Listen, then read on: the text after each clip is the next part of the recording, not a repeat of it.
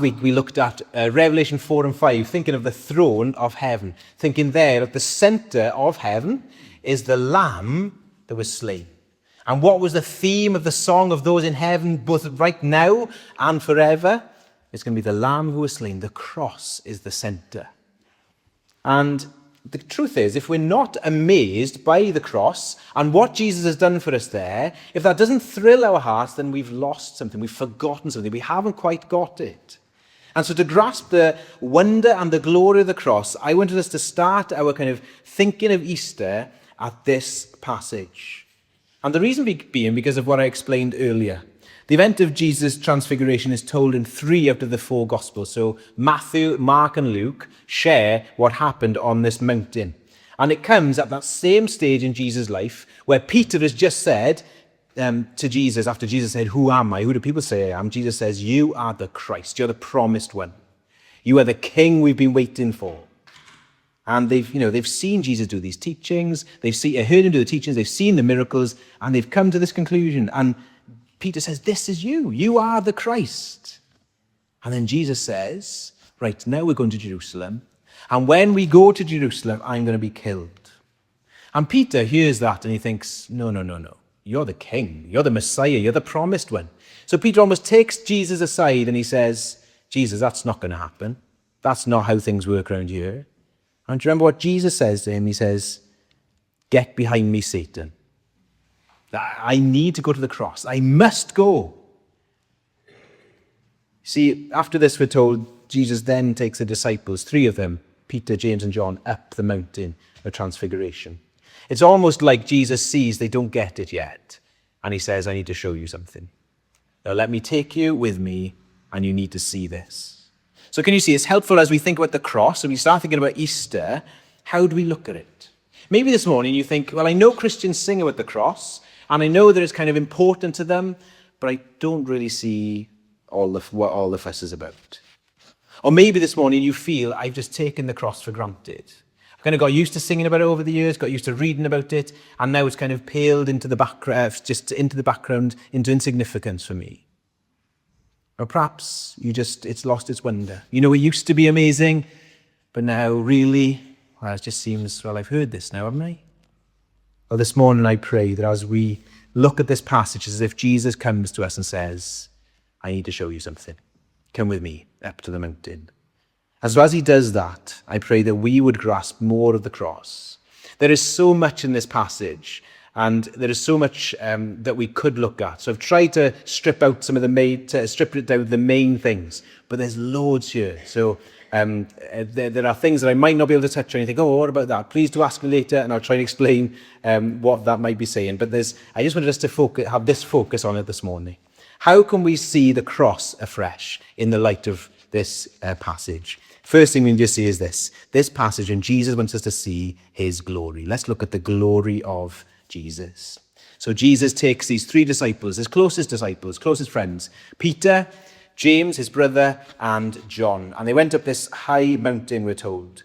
Now, mountains in the Bible are really significant. Whenever people go up a mountain, if you think of it, there's something major happens in the Bible storyline. So things like, you might think back to, Ezekiel tells us actually Eden was on a mountain. So the Garden of Eden was up high. If you think of Abraham and Isaac, there the sacrifice was going to be made, and God intervened and provided a ram in his place. We see the law given on Mount Sinai. Moses ascends this mountain, and there the 10 commandments are given. Then later on in the Bible, you see Elijah is up a mountain and he has this amazing encounter with God. So when you see a mountain in the Bible, you're supposed to think, right, something major is going to happen here. We're waiting for something big. And as Jesus takes his disciples up the mountain, we're told, verse 2, he was transfigured before them. That was, he was metamorphosized. That's the word. He was changed before them, transformed before them. And his face shone, verse 2, we're told, like the sun. That's the brightest thing you can describe, isn't it? There are not many things, if you look at, they will permanently damage your eye. But the sun, we know, you can't stare at it for too long because it's too bright. And you know that experience when you've been maybe in the cinema or theatre or in a dark room and you go outside into the sun and you have to shield your eyes, or you think, I need my sunglasses on, it's so bright. Well, they were striving. Jesus shone and he was so bright you couldn't look. He shone like the sun. Now, what on earth is going on? His face started first, but then we're told his clothes became white as light. Almost like through his clothes, the brightness of Jesus shone out. His face first, because obviously nothing was covering that, and then even through his clothes, he shone. Now, for this moment, what is happening is that the disciples are seeing who Jesus really is. They are seeing his real person. So Jesus, we know, is God in the flesh.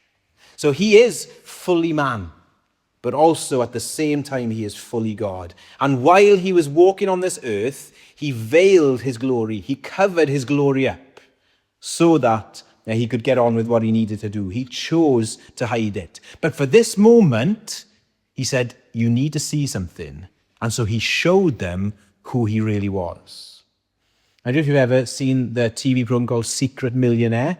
If you haven't, I'll explain the premise very quickly. It was where very rich people go and work with charities or with people who live in poorer areas in the community. And at the end, they get to know people. And at the end, they reveal, oh, I'm actually this millionaire, and I'm going to give you this money to help with your cause. And people are like, oh, wow, you were here among us all along, and we didn't realize your fake moustache and your wig. We just didn't see it, But then they reveal who they are to them. Well, here in this moment, Jesus reveals to the disciples something of who he is. Now, how do we know this is what he was doing? Well, again, Jesus is shining. And as he's shining, look who turns up. Verse 3, there appeared to them Moses and Elijah. Now that's strange, isn't it? All of a sudden, Moses and Elijah appear. This, by the way, is a very quick aside. Sometimes people might ask, will we recognize one another in heaven? Well, we see here Moses and Elijah, and they know who they are. We don't know why. I don't think they had name badges on, but they just knew that's Moses and Elijah. So there's some kind of continuity in the next life, and so I think we will acknowledge and we'll know who we are. But that's an aside. How do we know what this is showing Jesus is? Well, because of who Moses and Elijah. What's going on here? Loads of things, really, but here's just a few things to point out. Moses went up the mountain in Exodus, didn't he? And there, as he did that, that was showing something of who God was. And it's taking us back there. But not only that, because we see that we are waiting for somebody like Moses. We're told that when Jesus is coming, we should look out for somebody who will be like Moses. But we'll get to that in a bit. Because remember, Moses went up the mountain. Exodus 33 tells us. Moses is struggling with the Israelites, and he goes up the mountain again, after getting the 10 Commandments, and he says to God, please show me your glory. And what does God say to Moses? He says, look, you can't see my face and live. You can't see it and live. I'm too great. You'll just be consumed. And so God hid him in the cave, in this cleft of a rock, and only allowed him to see once he passed. He kind of saw the back of him as his glory passed by. But now Moses is on this mountain, and he's finally beholding what he wanted to see all along, the glory of God in the face of Jesus Christ. And after Moses came down the mountain, we're told his face was shining, but then it wore off. You know why?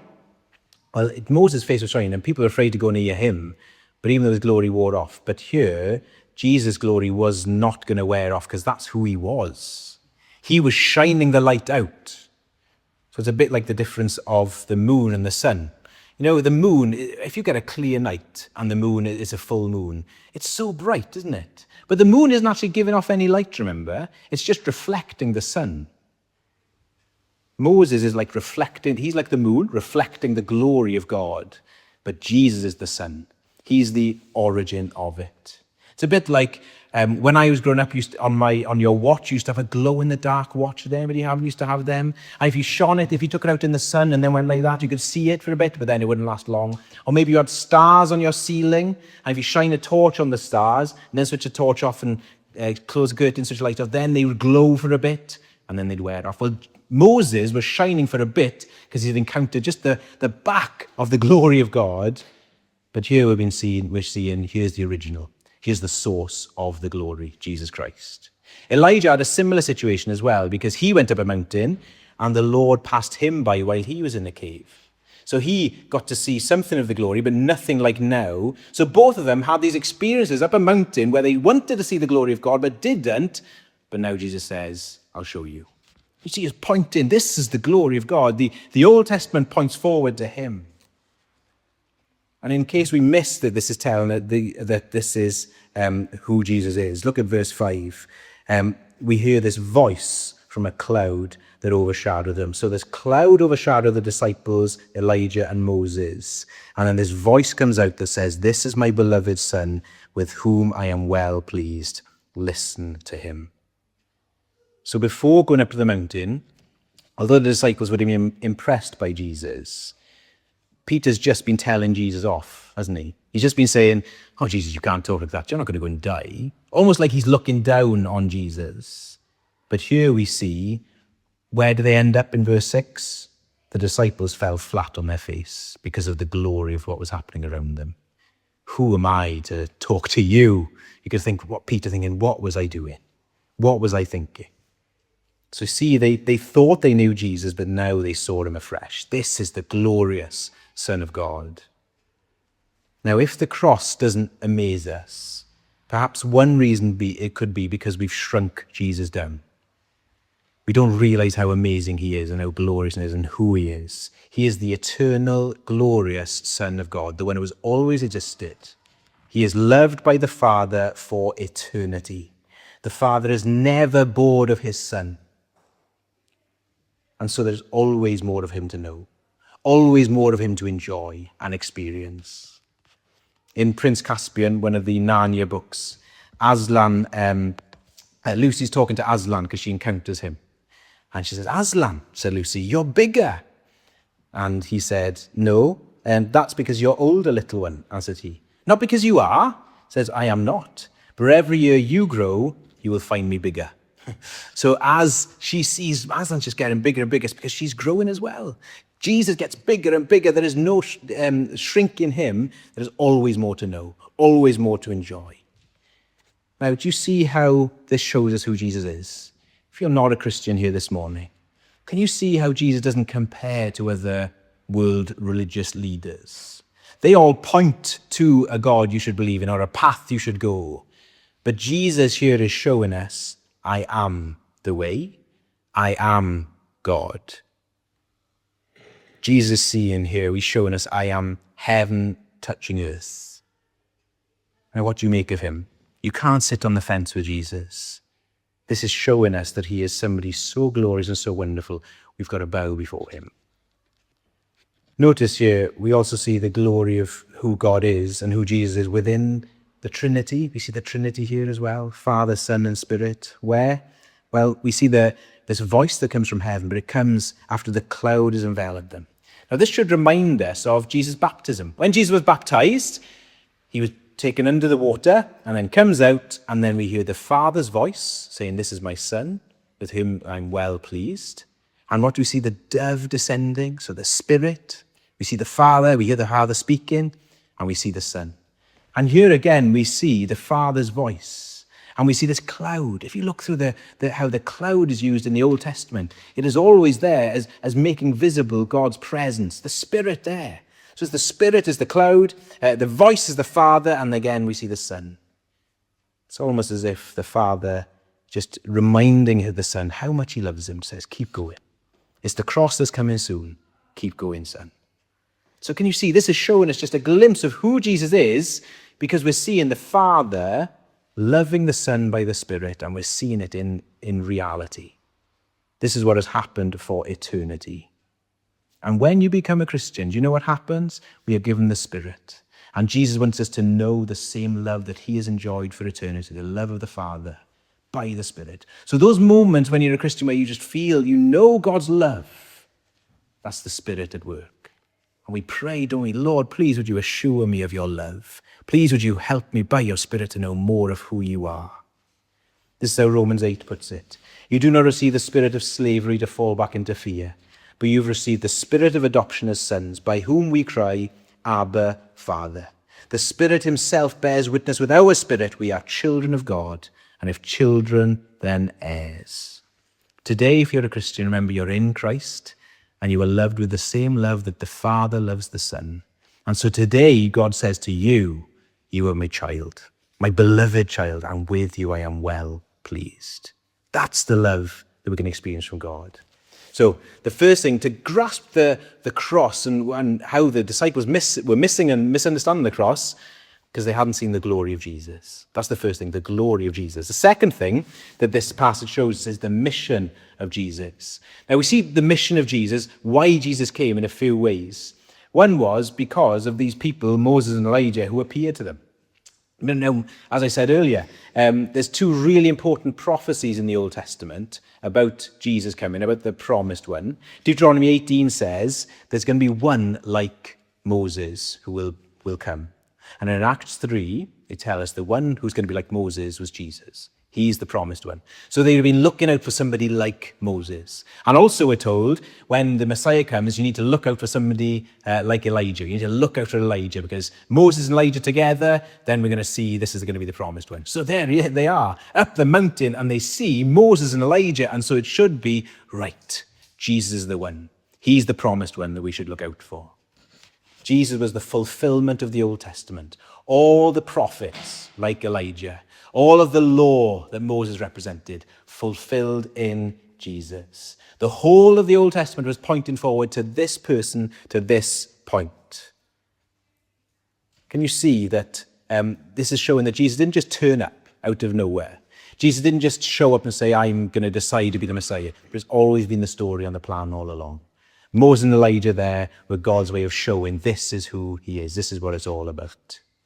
But also on the mountain, something really interesting happens. Because here is Jesus on the mountain, his glory is revealed, and then we think of what Moses and Elijah went through on previous experiences. They weren't allowed to see the glory of God because it was too great for them. It was too glorious. So they were limited in what they could see. But now, God says, if you see me, you'll die. But now they get to see him in his glory through the Son. So how? How can they approach God? How can they be this near to the glory without being swallowed up? Well, this is why Jesus came. This was his mission, to make it possible for sinners to draw near to God. In 1986, the Chernobyl nuclear reactor went into meltdown. You might have remembered it on the news. Radioactive particles spread across Europe, and the radiation was dangerous. So what did they do? They wanted to protect people, and so they made this massive steel and concrete structure. And they put it over Chernobyl to try and encase it, to try and contain the radiation, because otherwise it was dangerous. When it comes to the presence of God, there's this radiation in one sense. There's this danger, because if we go near to God in his holiness, and in our failure, in our sin, we will be destroyed. He's a consuming fire. So in the Old Testament, God said to Moses, I want you to build something that's going to contain something of who I am so that people can come near. And that was the tabernacle. That was a bit like the shelter. That was a bit like Chernobyl's encased thing, just to protect the people from the glory and the greatness of God. And when they did that, how did they know God was present? The cloud descended on the tabernacle. So the cloud was there on the mountain here should make us think of that. This is the cloud descending. But these people aren't consumed. They're safe. Why? Because Jesus made it possible. And Jesus makes it possible for us to approach him, to be reconciled to God. Jesus is fully God and fully man. And so he makes it possible for mankind and God to be united together as we were created to be. All through Jesus. So his mission is made possible here and shown, wow, we can approach God. We can get to know him face to face, like in the Garden of Eden, like we were created to be. Jesus came to make it possible. This is his mission. So this morning, if you feel I am longing for more, there's something missing and I can't seem to find out what it is, it's because the reason you exist is to know and enjoy God, and nothing's going to match that in this world. Only he can fill us. And Jesus is the access that we need. He's the one who makes it possible for us to know this glorious God, this eternal God we can get to know and have our lives filled with. And if you're a Christian this morning, what a privilege we have. We can access the living God. We can talk to him. We can spend time with him. We can enjoy him. I wonder, have we taken him for granted?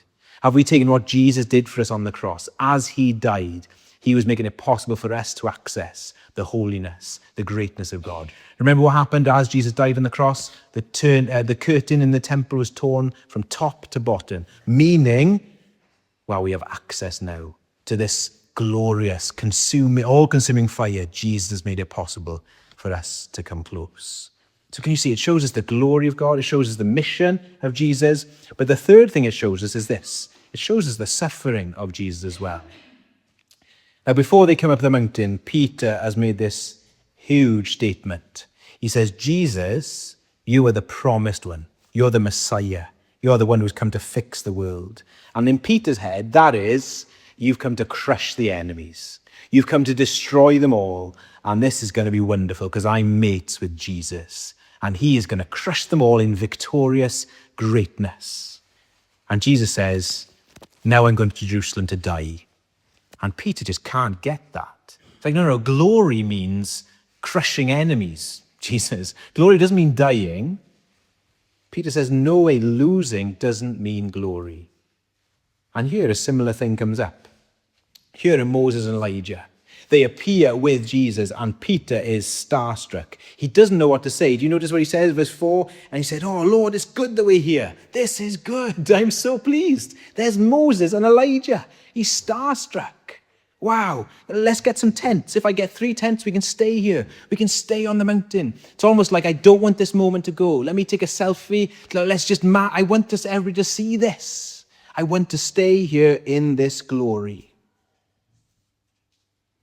And Jesus realizes, no. This is not where I'm staying. I need to go down the mountain. I need to start the journey to the cross. Because when Peter is saying, this is what I want, glory, fame, Moses, Elijah, this is it. And as he's talking, God the Father interrupts him and says, this is my beloved Son, verse 5, with whom I am well pleased. And listen to the last bit. Listen to him. Listen to him. What has he just told you? He's going to the cross. The path of glory is one of defeat. The path of honor is one that's going to have to go through the darkness. This is the way he has to go. The suffering of Jesus was underlined really here. And what was happening next? Because remember I said about mountains in the Bible being important? Well, the next 2 mountains that Jesus goes up is such a contrast to this mountain. One of the mountains he's going to go up, as we read on in Matthew's Gospel, is the Mount of Olives. Somewhere he went often with the disciples. They'd wander up that mountain. It's where the Garden of Gethsemane is. And so there, can you see the similarities here? He takes 3 disciples with him again. And there again, he has this conversation with his Father. And there again, the gospel writers point out his face. But this time, it's not shining with glory. It's full of agony, and it's sweating drops of blood. No longer is he enveloped in the love of the Father by the Spirit. But it's almost as if there's a coldness and a distance in the Gethsemane garden. He knows that soon he's going to be forsaken. And the guests there aren't the esteemed Elijah and Moses, but the guards that are coming to arrest him, led by the betrayer, Judas. That's the next mountain we'll see Jesus going up. But not only that, there's another mountain coming soon after, isn't there? Just the next day, he's going to be walking up that Mount of Calvary. And as he's walking up, again, he's not surrounded by Elijah and Moses and the love of the Father, but he's on his own. The disciples have fled, they've left him, and he's not shining with glory, but he's stripped naked, full of shame for everybody to laugh at and mock him. And as he's on that mountain, he doesn't hear the voice of the Father reminding him of his love. His cry is one of, Father, you've forsaken me. Why? Can you see the contrast? The glory of Jesus is now just so so far away, it seems, from this, because it seems to be in the darkness. His suffering here shows us just how far he's come down. But you see, the suffering is connected to his glory. The suffering is his glory. So John 17, Jesus prays, he says, "My hour has come, glorify your Son. As I go through this moment, show the world my glory." John 16 says, "The hour has come for the Son of Man to be glorified when I'm lifted up, draw people to myself." So how is the cross and that Mount of Calvary showing the glory of Jesus when it looks like he's defeated? Why? Because there we see the love of God. There we see his grace. There we see how a God can be perfectly holy and perfectly loving and just by punishing the Lord Jesus in our place. You see, Jesus shows us his glory because that's where he goes. He had all the power of heaven, all the power of the earth. He could have done with it whatever he wanted. And how did he choose to use it? To serve you and me by dying on the cross. That's why John 13 is so amazing. It says, knowing that the Father had given all things into his hands, Jesus had all the power in the universe at his fingertips. What was he going to do? He stripped off and washed the disciples' feet. How does he use his power? For you and for me. Now contrast that with what we're seeing in the world at the moment. How do people in this world use their power and their authority to gratify their own evil desires? But Jesus did it to serve you and to serve me. That's glory. That's wonder. It looks like defeat, but actually he's doing it for you and me because he loves you so much. There's a theologian called B.B. Warfield, and in a sermon he preached on Philippians 2, he talks about how do you measure grace? Well, how do you measure anything? You need 2 points, don't you? If we were to measure how wide this platform is, we'd have to start there and end over there. That's how it is. So how do you measure grace? And he says this: you measure grace by seeing really two endpoints. 2 points, the start and the end. You measure grace by the distance between equality with God and public execution on a Roman cross. That's how you measure grace. How far apart. That's glory. That's how much he loves you. So as we look on the glory of Jesus, as we see his mission, we see his suffering as part of that in order to welcome us in. Now, have you acknowledged that for yourself, that Jesus did that for me? He came into this world for me. Maybe today is the first time you need to do that and realize, Jesus, you've done this for me. You love me that much. You didn't hold on to your glory, but you used it to serve me. Now, just to close, I want to give 3 things for us to think about, just as practical outworkings of this. So what? I said, I know there's lots I haven't touched on in this passage. It's so rich and so wonderful. But here's 3 things that we should do as a result of this passage. The first is this: we need to listen to Jesus. That was the big command here. Peter said, Jesus, you're not going to the cross. And Jesus turns to Peter and says, Peter, I need to take you up the mountain. I need to show you something. And God the Father says, Peter, listen to him. Now the big thing, that was a big theme here. But I wonder, is there something that God is calling you to do and you're putting him off? You're saying, no, I don't need to do that. Or Jesus is just, remember the glory and the power of Jesus now. His greatness, his beauty. And he's the one who says to you, whatever it is he's calling you to do. See, we can't just push him to a side.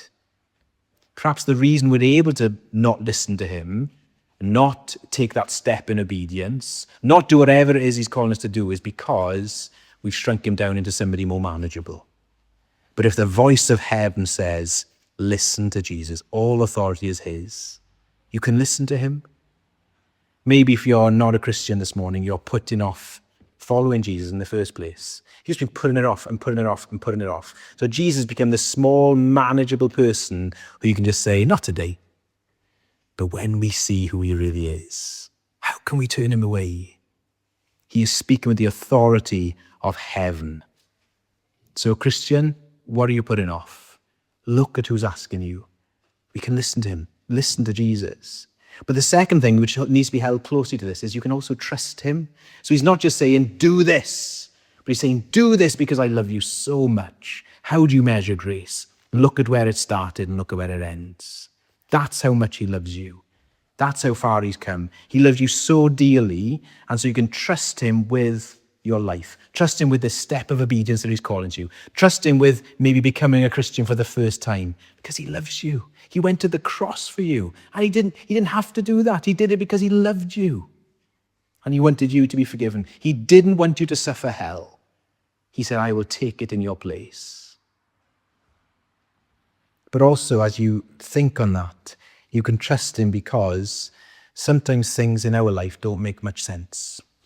As you look at Jesus dying on the cross, as you look at the struggle he would have gone through, it looks like the eternal Son of God. Why is he suffering like that? Why is he in the darkness? Why is he going through this struggle? Well, he was doing it because he knew the path of suffering was the path to glory.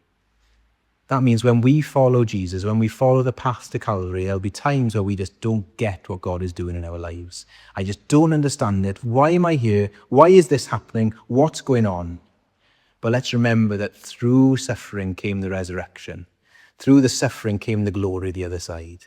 So we can trust Jesus in the darkness because we know he came out the other side, and we one day will too. The path of suffering is also the path of glory. The path of confusion and darkness. So what is it in your life that doesn't make any sense at the moment?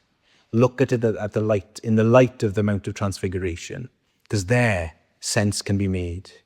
Romans 8 says, I consider that the sufferings of this present time are not worth comparing for the glory that's to be revealed in us. It will make sense one day. Jesus shows us that here. Even though it won't make sense on Good Friday, on Easter Sunday, it'll all fall into place. Maybe it feels like you're in that Good Friday moment where things don't make sense. You're in the darkness. Everything seems dead and hopeless. But Sunday is coming. We can keep our eyes there. So the first thing is listen to Jesus, trust Jesus, and the last thing to finish is enjoy Jesus. You think, well, if I was there with Peter, James, and John, and I saw Jesus in his glory, then it'd be easy to be a Christian then, wouldn't it? Well, you see, Peter, James, and John all struggled after this as well. It wasn't straightforward to them. It didn't all just fall into place. But Peter, in one of his letters, says, we've got something better than being up the mountain with Jesus. In 2 Peter 1, he says, we don't follow cleverly devised myths when we made known to you the power and coming of our Lord Jesus, but we were eyewitnesses of his majesty. I was there, he said, when he received honor and glory from God the Father, and the voice was borne by him to the majestic glory, this is my beloved Son with whom I'm well pleased. We ourselves heard this very voice borne from heaven, for we were with him on the holy mountain. He said, look, I was there. And then he says, and we have the prophetic word more fully confirmed, to which you will do well to pay attention as a lamp shining in a dark place. He says, you've got something better than being up the mountain. What's that? The Bible. How is that better? Because that one-off experience is something that is now in the past, but every day we can encounter the face of Jesus Christ in scriptures, in the Bible. Every day he says, look, come and talk to me. I want to talk to you by my Spirit. I want to wrap my arms around you, as it were, by my Spirit, so you can experience the love of God the Father by the Spirit, by beholding the glory of Jesus. All of the Bible is about Jesus. It'll all point us to him, and we just need to get into the God's word and enjoy something better than being on a mountain. That's what Peter says, and he was there. So every day you have an invitation, Jesus says, come and enjoy me. Come and take on who I am. Listen to him there. So there's lots going on in this passage, but I hope this is just something of what's been said this morning will help us to see the cross in a different light. Wow, there's the glory of Jesus. Wow, we see his mission here to make it possible for me to access God, and his suffering shows just how much he loves us. So let's trust him, let's listen to him, and let's enjoy him together. Let me just give a few moments silence as we just reflect together before we sing our last hymn together.